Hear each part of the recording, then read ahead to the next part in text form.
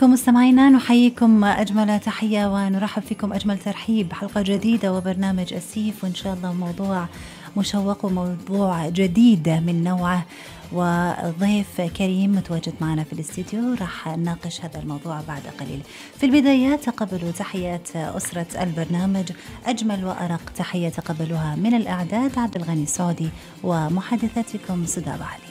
سعداء جدا بوجودكم، سعداء بهذا التواصل، وأيضا سعيدة بالعودة، وأيضا سعيدة بوجود ضيفي الكريم معي في الاستديو اللي نورنا وشرفنا اليوم بتواجده معنا في الاستديو. هو مقل في الظهور الإعلامي، لكن فعلا كان لنا الشرف أن نلتقي بالسيد أحمد محمد الطرموم، الباحث بمركز أبحاث استخدامات منتجات النحل في النادي العلمي الكويتي، ومؤسس وعضو مجلس إدارة الجمعية العربية للعلاج بالنحل، وعضو الجمعية الألمانية للعلاج بواسطة النحل، وعضو الجمعية الأمريكية والجمعية الآسيوية والجمعية الأوروبية والجمعية البرازيلية للعلاج باستخدام النحل. أهلا وسهلا فيك أبو محمد، سعداء جدا بوجودك، حياك الله معنا. الله يحفظك ويبارك فيك وجزاك خير. الله يسلمك. طبعا سيد أحمد محمد الطرموم من الناس اللي ما شاء الله يعني عضو في أكثر من جمعية ومبدع في الكثير من المجالات، بس يمكن ذكرت قبل شوي مقل إعلاميا، وأنا عاتبت على هالموضوع، قلت له التقليل في الظهور الإعلامي، يعني مو لأن حضرتك ما تبي إنك ما دور الشهرة، شيء طبيعي، واللي يعمل بصمت، لكن الناس فعلا محتاجة أنها تستفيد، واللي عنده علم يجب عليه ومسؤولية وواجب أن ينشر هذا العلم. هذا رأيي كبداية. بسم الله والحمد لله والصلاة والسلام على سيدنا محمد أفضل خلق الله. أولا أنا أشكركم وأشكر يعني أستاذ عبد الغني، وقبله أستاذي وأخوي أستاذ أحمد العامر. أمانة أنا ما كنت ناوي أطلع في الإعلام بشكل عام، لكن الله يحفظه الأستاذ عبد الغني يمكن ضغط علي شوية ودخل لي من باب عجيب غريب ما أدري شلون صادني فيه، وهذا حق فعلا أنا مقصر فيه، وأنا أعرف أني أنا مقصر، لكن بإذن الله وقوته أن نعوض التقصير اللي مضى بهذه الحلقة البسيطة إن شاء الله، ونكون بسطاء وسهلين على قلوبكم وقلوب الإخوان المستمعين، وإن شاء الله أن الله سبحانه وتعالى ييسر لنا بعض المعلومة اللي تفيد الكل، ونطلع بناتج جيد من هاللقاء بإذن الواحد القهار بإذن الله. الأستاذ أحمد محمد الطرموم مثل ما ذكرت باحث في مركز أبحاث استخدامات منتجات النحل، ومؤسس وعضو أيضا في جمعيات عدة في العلاج بالنحل. في البداية بدنا نتعرف على العلاج بواسطة النحل، هل فعلا العلم هذا انتشر؟ سمعنا بالفترة الأخيرة أن في علاج بالنحل، يمكن قبل كنا ما عندنا هالمعلومات، في الفترة الأخيرة صار المعلومة أن فعلا في علاجات بالنحل، إلى متى تعود عملية العلاج باستخدام النحل؟ هل العلم هذا قديم؟ هل العلم هذا جديد استحدث حديثا، أم أنه كان موجود ومدفون وبعدين طلعته مرة ثانية؟ أول شيء أنا ودي قبل لا أتكلم عن هذا الأمر ونرجع لتاريخ العلاج بالنحل، ودي أتكلم، ودائما أنا أقول هذه في كل المحاضرات اللي أقدمها. أول شغلة يهمنا مثل ما تهمنا اليوم أن نناشد بالمباني الخضراء والملابس الخضراء والبيئة الخضراء، يجب أن يكون عندنا الأورجانيك هذا قبل لا يكون في الخارج، يجب أن يكون من داخل أجسامنا، بمفهوم أن تكون أجسامنا سليمة حقيقية من دون أي مواد كيميائية تدخل عليها تضعفها وتتعبها وتولد لنا أمراض ثانية إحنا في غنى عنها وتقتل الشباب. بالنسبة لعلاج النحل هو ليس بعلاج جديد.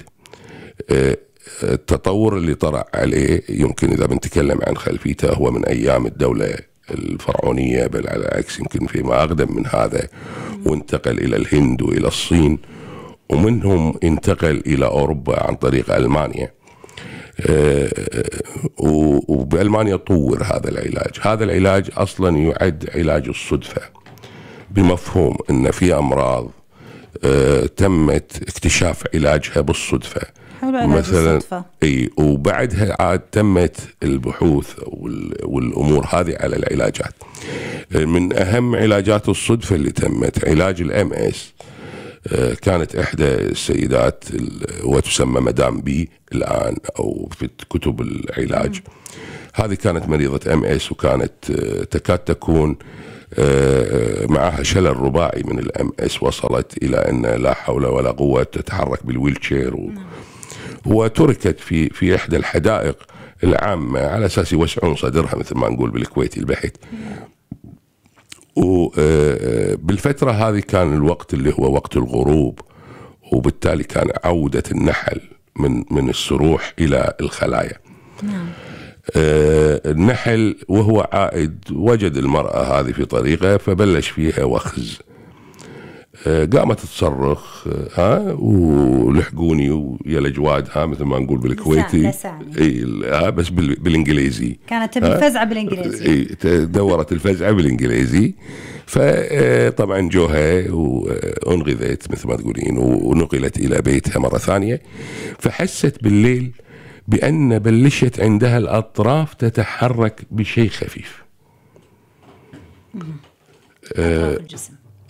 بلشت بالأصابع، أطراف الأصابع، أطراف أصابع القدم، أصابع اليد. فهني مثل ما تقولين طبعا بدون دراية بدون علم، بينما ترى النحل على فكرة هو من يعطي هذا العلم المطلق. يعني النحل ما يحتاج سين أو صاد من الناس المتخصص. النحل لو جبتيه في الفترة هذه يستطيع أن يقرأ من الهالة الضوئية المحيطة في جسمك وين أماكن الخلل، لأن أماكن الخلل سبحان الله تتلون بلون يعد النحل عدائي له، وبالتالي يهاجم هذه الأماكن دون الحاجة للتدخل البشري. بس إحنا نتدخل لأن نبي بدل ما مثلا الفوبيا مالت الناس من النحل وغيره فنتدخل. فوجدت المرأة بعد فترة بأنها نزلت من الويلتشير، مو بس تعافت من أنها تحركت أطرافها، لا، بل نزلت من الويلتشير. وبعدها بلش البحث العلمي الحقيقي. يعني الفكرة تولدت، عرفت شلون بالهذا الأمر. الآن هو اليوم في بريطانيا مثلا يستخدم العسل مع البروبلس في علاج السرطان. في أمريكا بعض المستشفيات مثل مستشفى كليفلاند وغيره اليوم الحالات القلب المفتوح، الجراحات العظمى الكبيرة، لا يحتاج إلى خياط، يحتاج إلى العسل، ولا يحتاج للدرين اللي يعمل بعد العمليات لإنزال الأوساخ المتبقية في الجروح. اليوم أصبح العلاج مو بس كذي، لا، قمنا شوية نتدلع، قمنا نشتغل في العسل والنحل في عمليات التجميل، دخلناه.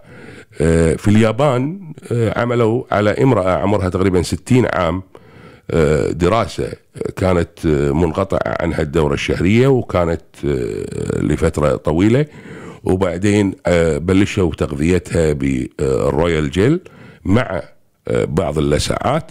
وهذه المرأة اشتغل عندها المبيض مرة ثانية، نزلت عليها الدورة واشتغل المبيض، لا بل العكس، بل حملت وجابت توم.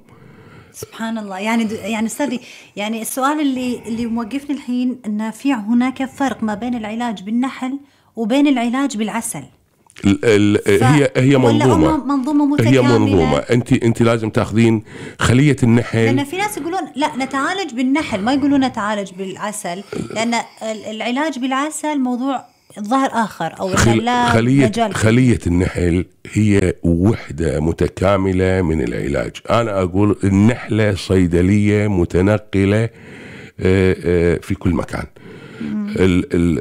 الأدهى من هذا، اليوم يستخدم العسل مثلا في الحروق الشديدة جدا، يعني واحدة ما في بيت المفروض ما يكون في قرشة عسل، لأن لأي شيء لا قدر الله، والحروق اللي هي احنا نقول يعني الدرجة الثالثة، مش الحروق الدرجة الأولى ولا الثانية، لا، الحروق اللي جدا شديدة تعالج بالعسل. حتى هني في مستشفى البابطين جزاهم الله خير برضو يعالجون بالعسل، بس طبعا يقول لك جيب العسل على حسابك، لان وزاره الصحه مو فاضيه تشتري حق كل واحد كيلوين عسل. طبعا عسل عن عسل يفرق يعني. احنا يهمنا، شوفي احنا يهمنا كل الاعسال زينه اذا صارت طبيعيه، بس يهمنا ان يكون العسل مالك مال بيتك مال ديرتك، لان عسل ديرتك احنا نقول التالي: النحله مثل الانسان تتنفس، كائن حي، ها صح. تتنفس وتاخذ، وبالتالي تتاثر بالتلوثات البيئيه الموجوده. النحله لما تاخذ هذا الرحيق تاخذه وهو ملوث، وتتجه فيه الى خليتها. تلوثات طبيعيه، تلوثات البيئه الموجوده اللي حواليها. نعم. هي تقوم لعلاجه لتغذيه اجيالها، حيث انها تطلع اجيال قويه وسليمه. وبالتالي احنا على ضوء هذا العسل اللي هي عالجته، احنا قاعدين نتعالج فقط. يعني هو مو انك انت تقول والله شو اسمه انه والله في نوع معين. انا عاده نقول، او احنا عاده نقول، وهذا حديث عن الرسول صلى الله عليه وسلم لما سئل عن نبته معينه في المدينه فقال هي شفاء لاهلها.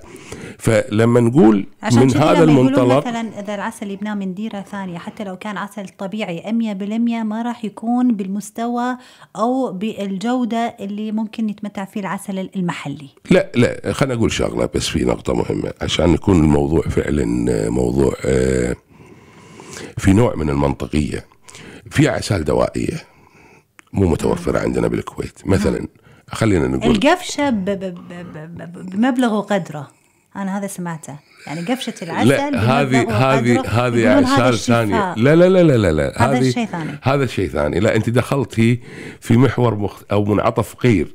لا شوفي، العسل اللي إحنا نقول عنه الدوائي، مثلا يجيش عسل هذا معلوم بأن عسل حبة البركة.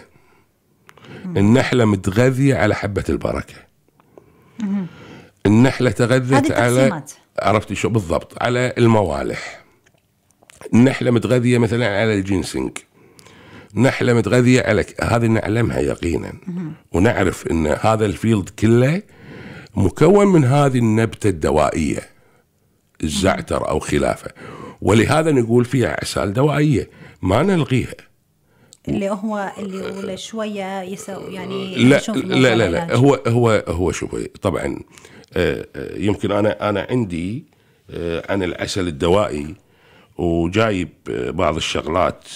لو تكلمنا عن العسل مثلا شيء يتميز فيه وشنو خواصه،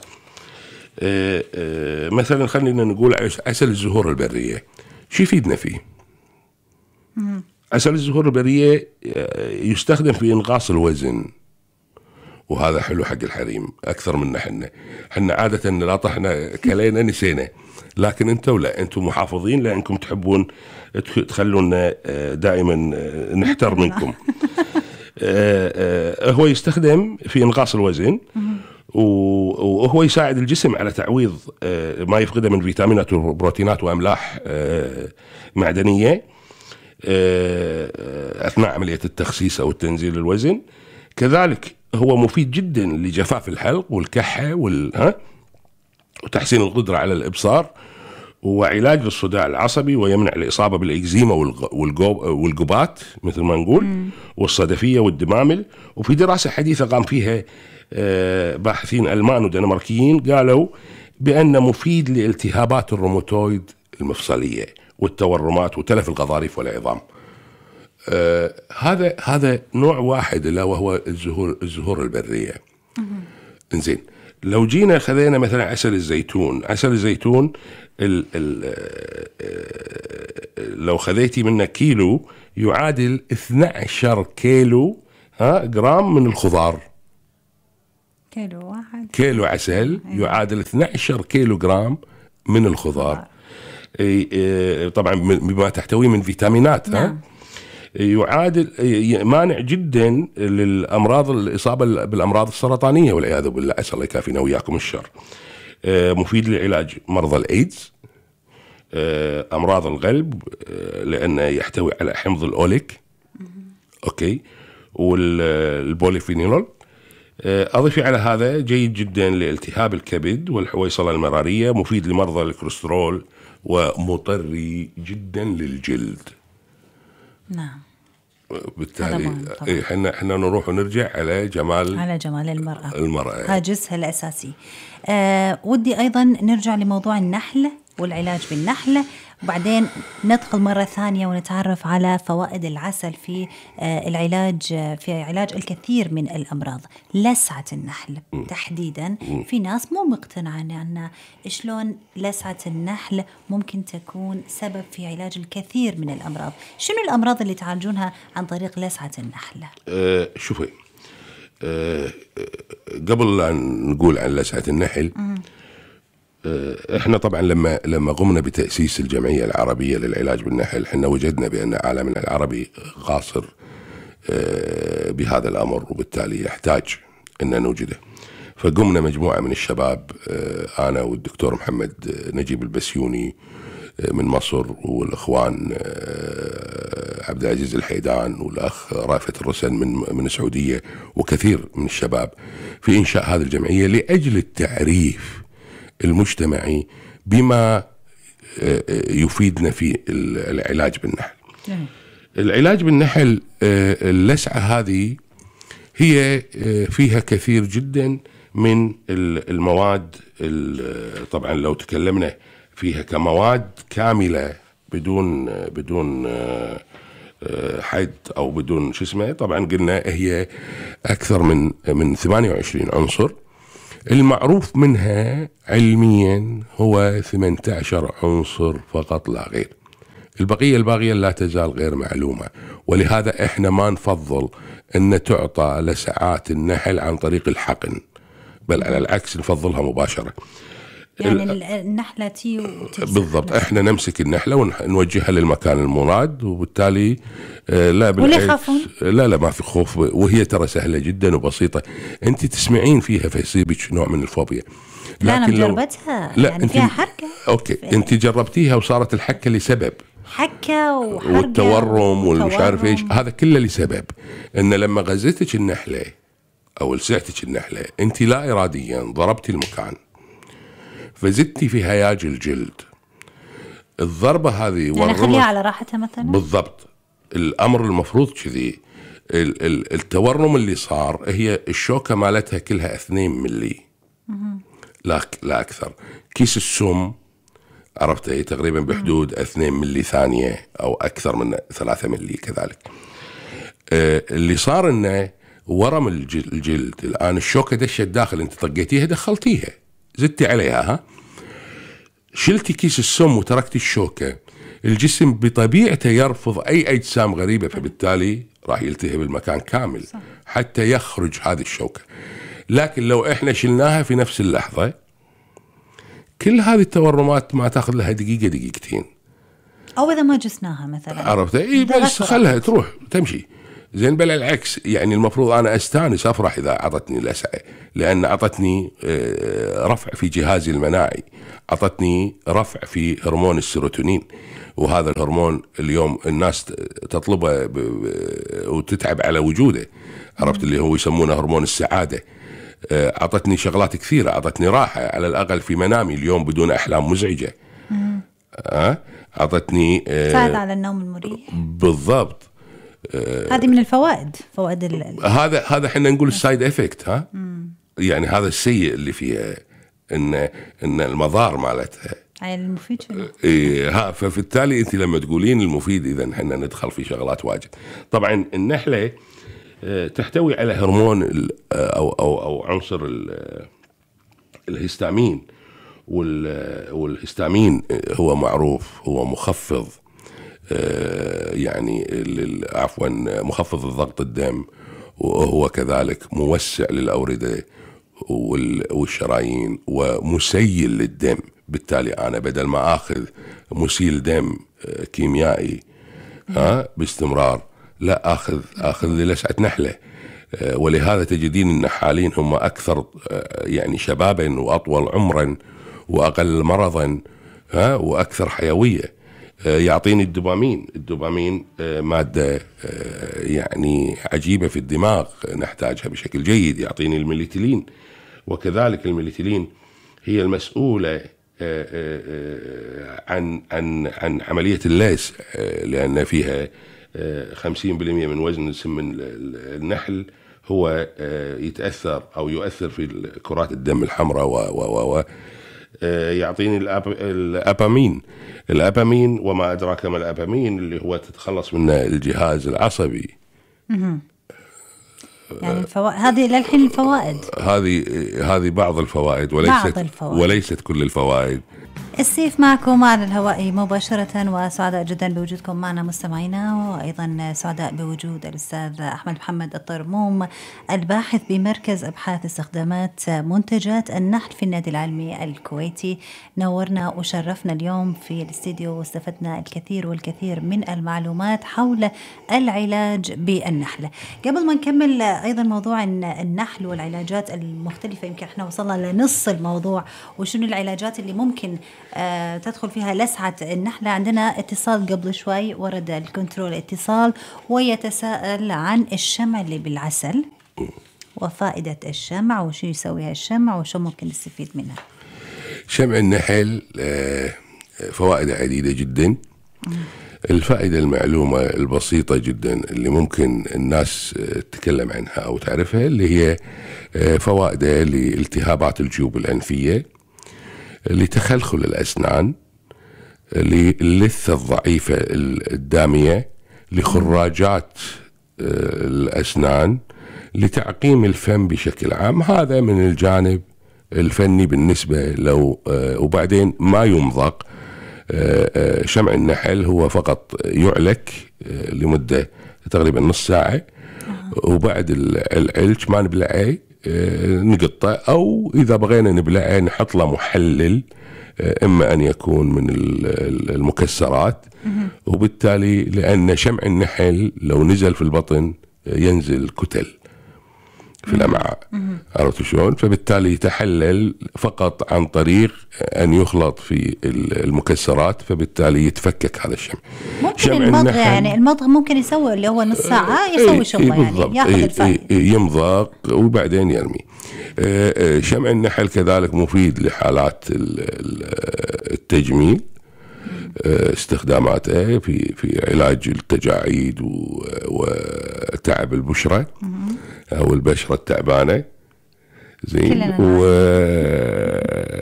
النحل طبعا من لا طريقة معينة في استخدامه، بإضافة الحبوب اللقاح وغذاء الملكي والعسل، مع قاعدة رابطة احنا نسميها اما الجليسرين او الفازلين الطبي، ونسوي له قاعدة رابطة، وبالتالي ونقوم في عمل ماسكات ممتازة لحبوب الشباب، آثارها الآثار الجهد على البشرة، الوجه، لكثير أمور. نعم. هذه بعض الفوائد للشمع اللي موجود في العسل. وردا على المتصل العزيز اللي دق قبل شوي، ونرجع لموضوعنا والعلاج بالنحل ولدغة النحل. النسب والأرقام اللي توصلتوا، يمكن الشيء هذا شيء يعتبر جديد في الكويت، يعني العلاج والتوجه إلى العلاج يعني التوجه إلى العلاج بلدغة النحل أو العلاج بالنحل كما يسمى. كيف بدأتوا والحين لوين وصلتوا ومدى اقتناع الناس؟ وأيضا إذا عندكم يعني حالات معينة فعلا تم علاجهم عن طريق النحل. والله شوفوا، يعني حالات العلاج بشكل عام هني احنا بالنادي العلمي طبعا ما قصر الأخ أياد الخرافي في تبني الفكرة، جزاه الله خير، والجماعة الأخوان الباجين من توفيق المشاري، من يوسف الحمد، من كل أبوهم، حتى لا يزعل مني أحد منهم، الله يحفظهم أمانة، لا مدحا لهم ولا تملغا، لكن الجماعة بيض الله وجوههم تبنوا الفكرة ودعوني ونادوني، وقلت توكلنا على الله واشتغلت وياهم. هو مركز علاجي مجاني، مجاني بدون أي رسوم، والقصد منه هدف خدمة المجتمع وخدمة من يحتاج لهذا المكان أو لهذا المركز. الحالات اللي الحمد لله من فضل الله المعقدة اللي قدرنا من فضل الواحد القهار نأتي فيها بنتائج ممتازة، في حالات سرطان ثدي الحمد لله والله الحمد لله بدون جراحات وتم تشافيهم. في حالات سرطان البروستات لرجل كان عمره تقريبا بحدود 80 عام والفضل للواحد القهار تعافى وتشافى وبدون أي جراحة. في حالات الMS كانوا يمشون باهتزازات اليوم ما شاء الله ولا قوة إلا بالله يركضون. في حالات MS كانت على ويلشير اليوم تمشي. في حالات الضمور العضلي كانوا عندهم مثل ما تقولين نيرفز ديد، أصبح اليوم النيرفز لايف 100% لدرجة إن حتى الطبيب اللي عمل الاختبارات مرة ثانية نفسه قال هذه في خطأ، هذه الأشعة مولج للمريضة، هذه أشعة واختبارات وتخطيطات العصب هذه إطلاقا ما هي لك، كأنه معجزة، كأنه معجزة. وهذا ليس فقط بالكويت، لا بالكويت وفي بريطانيا وفي ألمانيا لنفس الحالة. الحالة الثانية يعني الحالات اللي احنا الحمد لله الواحد القهار، الروماتويد، الروماتيزم، الديسك بشكل عام، أمراض المفاصل بدون تحديد، الحمد لله الواحد القهار. كانوا ناس يجون على ويلشير ويجون على عكاز، خلال جلستين وثلاث وأربع تبارك الذي بيده الملك قطوا العكازات وقطوا الأمور هذه. الحمد لله من فضل الله قدرنا أن نساعد قدر ما نستطيع من يحتاجنا، نخفف قدر ما نستطيع الآلام. كذلك الغدة الدرقية وخمولها ونشاطها والله الحمد جبنا نتائج فيها مبهرة جدا. كذلك ضغط الدم المرتفع جبنا فيه نتائج راقية جدا لله الحمد لله. اليوم السكر يعالج بالعسل، وإن شاء الله النادي متبني بإذن الله وقوته في شهر 2 القادم 2013 راح يجيب أحد البروفيسورات الأمريكان، وهو أصلا أستاذ غدد صماء في ورئيس قسم الغدد الصماء في إحدى الجامعات الأمريكية. وهذا الإنسان عنده عيادة خاصة، كانوا يجون مرضى السكر ويعالجهم بالأنسولين وخلافه. اليوم وقف علاجهم بالأنسولين ولا يعالجهم إلا بالعسل، ونتائج بحثية مسجلة علميا في الجامعات العلمية ومعتمدة على مستوى العالم.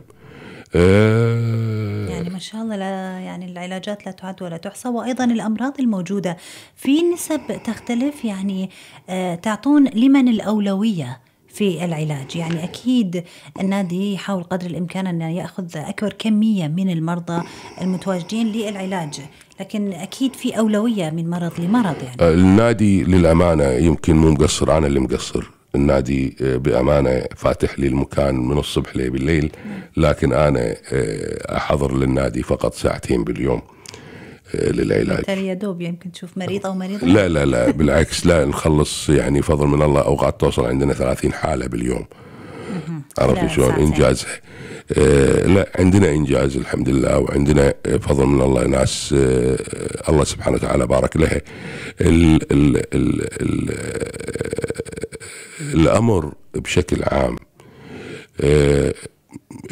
احنا يمكن النادي لما تبنى الفكرة تبنى ابتسامة على وجه الناس.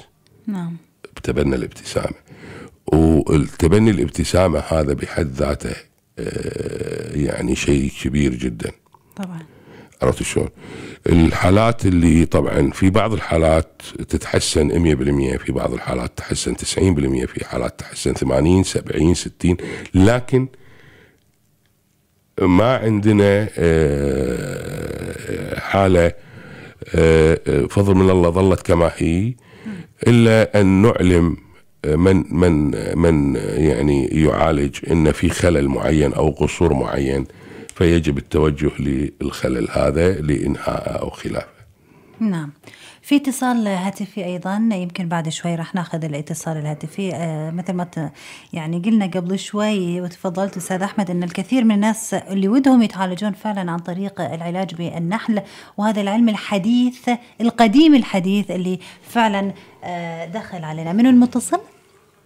يوسف الحمد الأمين العام للنادي العلمي معنا على الطرف الآخر من الهاتف، وأهلا وسهلا فيك، سعداء جدا بوجودك أستاذ يوسف، أهلا وسهلا، نورتنا. حياكم نورتنا بالمكالمة طبعا، أهلا وسهلا فيك، حياك الله. حياكم الله، مساكم الله بالخير وعلى جميع المستمعين وعلى أخونا الكبير أحمد الطرموم. أسأل الله يحفظك، ما عليك زود يا أبو حميد. أستاذ يوسف، طبعا حضرتك مو موجود معنا في الاستديو، لكن الشكر موصول لكل من ساهم في النادي العلمي في علاج وأيضا في تيسير الكثير من العلاجات بواسطة النحل، طبعا عن طريق الأستاذ أحمد محمد الطرموم. ما قصر، قال اسم وذكر الإنجازات والإبداعات اللي تقومون فيه. يعطيكم ألف عافية.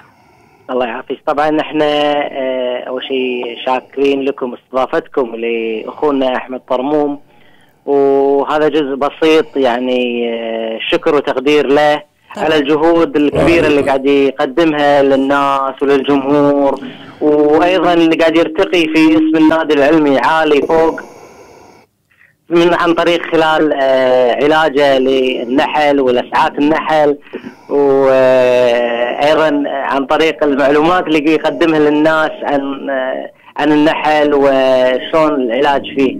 والله يعطيه الف عافيه، وهو ما يقصر، والصراحه رايته بيضه، وانسان جدا يعني خلوق، ومكسب للنادي العلمي انه يكون عنده مثل اخونا احمد الطرموم.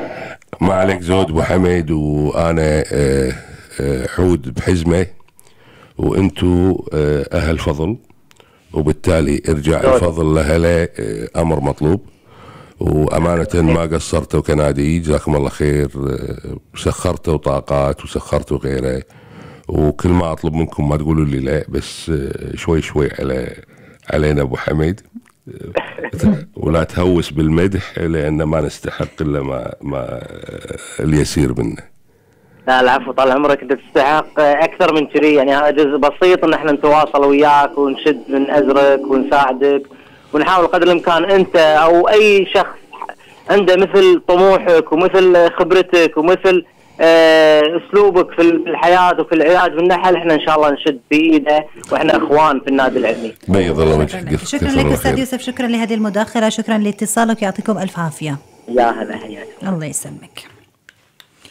أستاذ أحمد، عودة للعلاج بالنحل، وأيضا يمكن تكلمنا عن الكثير من الأمراض اللي فعلا تم العلاج عن طريق لسعة النحل أو العلاج بالنحل، والحين مثل ما تفضلت يمكن خلال الساعتين المتواجدين تكون متواجد في المركز أو المركز العلمي، صح؟ النادي العلمي. بالنادي العلمي يتم العلاج. هل السؤال اللي يعني ممكن أنه يكون العلاج يكون للأطفال، للصغار، للكبار، هل العمر يأثر في موضوع العلاج أم لا؟ هذه واحدة. والفترات أو الفترة اللي ممكن تاخذ من المريض لعلاج هذا المرض.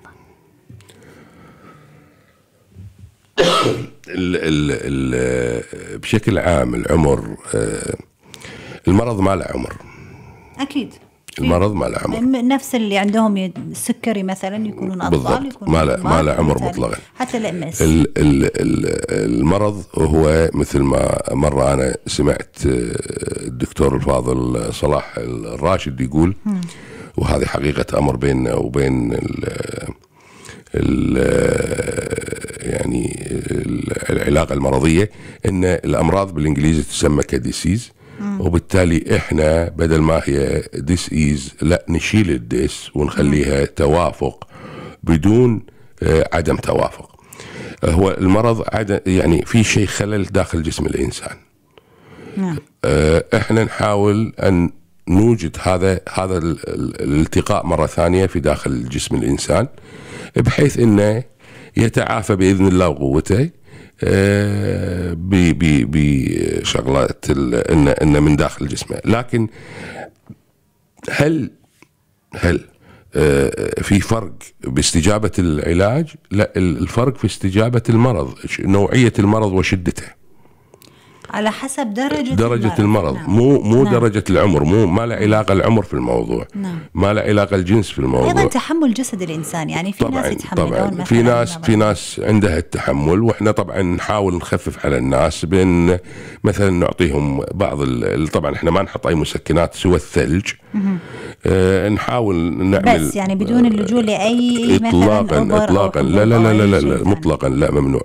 لأن أي مادة تحطينها فوق الجلد قد تقتل هذا السم وتساعد على قتله بدون ما يطلع. فما هناك خلاف بالنسبة للعمر. المشكلة هي في حدة المرض وقوته وزمن، يعني مزامنته لك. فبالتالي ممكن أن الفترة تتراوح ما بين يعني ممكن في بعض الأمراض تأخذ سنة وسنتين، وممكن بعض الأمراض أن تكون من جلسة أو جلستين أبدا. يعني مثلا على سبيل الفرض النفق الرسغي أو الإصبع الزنادي، اليوم أغلب الحريم، وهذه أمراض الحريم أكثر من الرجال، لحكم أن المرأة مثلا عملها أوقات بالنسبة للكمبيوتر أو المطبخ أو خلافه أو شيل الجهال أو الرضاع، تشيلهم.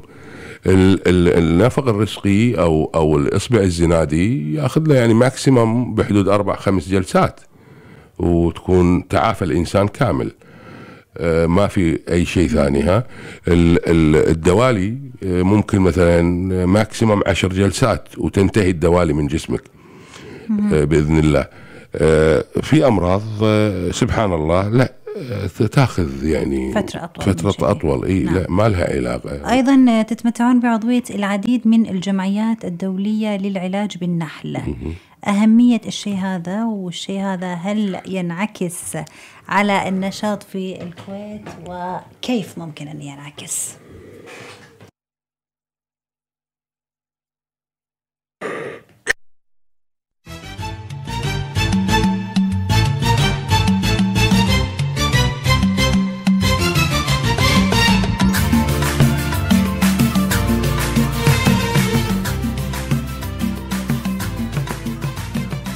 هو أنا آسف طبعا إن أطلع فاصل والسبب أنا، لكن فاصل ونواصل. شيء طبيعي إن نطلع فاصل. حاطين الفاصل. عضويتي في الجمعيات هي إثراء لي أنا. تواجدي اللي فيهم هو أول شغلة إن يعني مش بس اني انا اخذ الابديتنج بالنسبه للمعلومات الطبيه هذه، لا انا اخذ يعني افضل ما توصل للعلم في هذا الامر وانقله للمجتمع.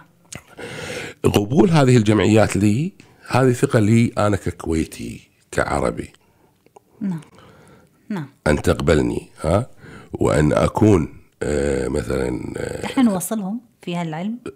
لا نتفوق إن شاء الله بإذن الله. لا يعني أن واصلين للمرحلة اللي هم واصلين، أن هم أكيد ابتكروا الكثير من الأبحاث، وهناك الكثير من الجمعيات التابعة للعلاج في النحل في الدول الأوروبية وأيضا الأمريكية. ولا يزال في نقطة مهمة، يعني إحنا الحمد لله سويناها بالكويت، والآن راح ننشرها بالجمعية العربية وراح تنشر على مستوى دول يعني الدول العالم العربي.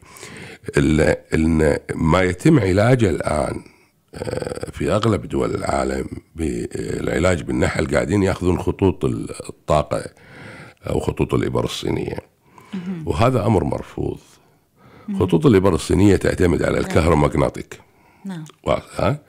وبالتالي أنا أعتمد على علم مختلف تماما. أعتقد بالضبط. أنا أعتمد على خلية عصبية، أنا أعتمد على خلية عضلية، أنا أعتمد على مفصل، أنا أعتمد على روابط عديدة ثانية تعالج. هم يعتمدون على إن كيف نتعامل مع الخط الطاقة. نعم. وهذا أمر بالنسبة لنا مرفوض. إنزين، بما أنك تفضلت وذكرت اسم الجمعية العربية للعلاج بالنحل، ودنا نتعرف على هذه الجمعية وتأسيسها وقصتها وين مقرها والأعضاء والدور اللي راح تقومون فيه إن شاء الله في هذه الجمعية.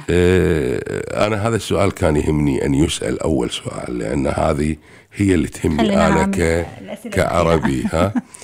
الجمعية العربية مثل ما نوهت أنا أو ذكرت مساع، هي جمعية كانت وليدة فكرة من الدكتور محمد نجيب البسيوني، عميد كلية الزراعة في جامعة جنوب سيناء قسم العريش.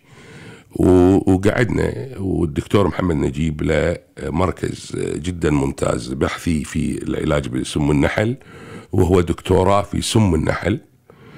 الدكتور محمد نجيب البسيوني لما تكلم وقعدنا معاه، احنا 4 أشخاص كنا، أنا والدكتور محمد نجيب والأخ رأفت الرسن والأخ عبد العزيز الحيدان من السعودية، طبعا هما الاثنين وهو من مصر. فقلنا نبي نكون لنا منظومة تكون أبديتنج، تكون تطلع شيء، تكون لها مجال بحثي نحتاج. فزاه الله خير راح سعى هو في الأمر، وراسل كل المهتمين في موضوع العلاج بالنحل في الجزائر، في المغرب، في تونس، في العراق، في فلسطين، في الأردن، في سوريا، في اليمن، في كثير من الدول العربية حاولنا نوصل لها كلها، حتى الصومال حاولنا نوصل لهم عن طريقه. وبالتالي لما وصلنا قال الدكتور محمد نجيب أنا راح أوفر عليكم شغلة. قلنا له جزاك الله خير، شنو؟ قال راح نسوي مركز بحثي داخل الجامعة لعمل أبحاث علمية توثق وتسجل. وهذه الجامعة أو تكون أبحاث عربية طبعا، أبحاثنا نعم، بس إن إحنا نشارك أوروبا بالأفضلية فضل من الله. والمؤتمر الأخير اللي تم في الجمعية الأمريكية في بورتلاند في أمريكا في شهر نوفمبر الماضي، قدمت 3 بحوث ورقات بحثية عربية، واللي قدمها الدكتور محمد نجيب بسيوني، وحازت على يعني إبهار موجودين بشكل خيالي.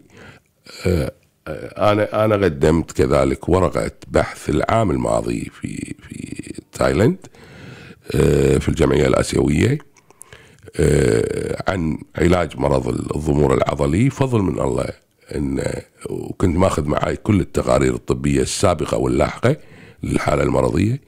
وكانوا الجماعة يعني لدرجة إن قالوا لي في شيء غلط عندك أنت، لأن إحنا ما تأتينا هذه النتائج، ما وصلنا لها. وهذا فخر لي أنا ككويتي وكعربي إني أوصل لهذا المكان. بالتالي إحنا كجمعية عربية قصدنا الثقافة العامة تجاه شنو نحتاجه إحنا كعرب، ليش ننطر أوروبا تعطينا. في الكويت عندكم الإمكانات الكافية لممارسة هذا النوع من العلاج بالنحل غير النادي العلمي اللي مشكورين ويقدمون الدعم الكافي؟ لا وعددكم قليل على ما أعتقد. شوفي هو يمكن على الأصابع اللي ماخذينها كدراسة علاجية يكاد يكون ماكو حد زيادة للأسف. في خوات 2 دكاترة ما أقدر أذكر أساميهم لأن رافضين، اي رافضين رفض مطلق، حتى العلاج وقفوه. هذيلي من خيرة البنات عسى الله يحفظهم ويباركهم، بس لظروفهم الخاصة ما نقدر نضغط على حد. للأسف ماكو زيادة ناس متخصصة فعليا، كل الموجود نحال. نعم، في فرق طبعا. هذا ممارس يعني. اي النحال انت لما يجيني يعطيك اللسعة ما يعطيك اللسعة اللي هي لازم تكون اللسعة بالمكان الصحيحة المطلوب. نعم، غير الإنسان اللي دارس وعارف غير بالضبط. المتخصص. في نهاية لقاءنا يعني أنا ما أدري شلون الساعة طارت، لكن فعلا راحت. اللي وده اللي يهم الموضوع واللي وده يتعالج عندكم، طرق التواصل معكم؟ هو طبعا عن طريق النادي العلمي الكويتي، مركز أبحاث استخدامات منتجات النحل. أنا موجود يوميا من الأحد إلى الخميس من الساعة 6 إلى الساعة 8 بالليل، ويشرفنا واللي نقدر عليه نخدمه فيه. احنا مسحر، احنا ما عندنا شيء كيميائي، احنا نتعامل بالبيولوجي كامل بإذن الله.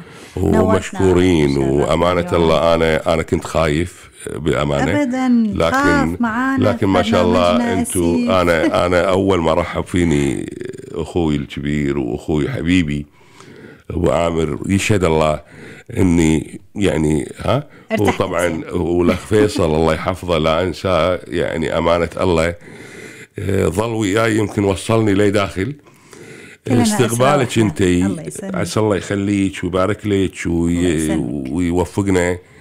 يعني أمانة الله حقيقة الواحد يعجز يقول لكم مشكورين. شكرا. أتمنى ما أكون ثقيل عليكم ولا على اللي يسمعوني. وجودك كان شرف لنا واستفدنا كثيرا. شرف لي أنا أقول اللي عنده علم يجب أن ينشر هذا العلم، وما قصرت فعلا في إعطاء المعلومة المفيدة والكافية. وإن شاء الله دائما تكون في هذه الإبداعات والإنجازات، يعني من أجله الكثير من الناس اللي يعانون من الكثير من الأمراض، يمكن اللي عنده الصحة والعافية ما يقدر هذه النعمة.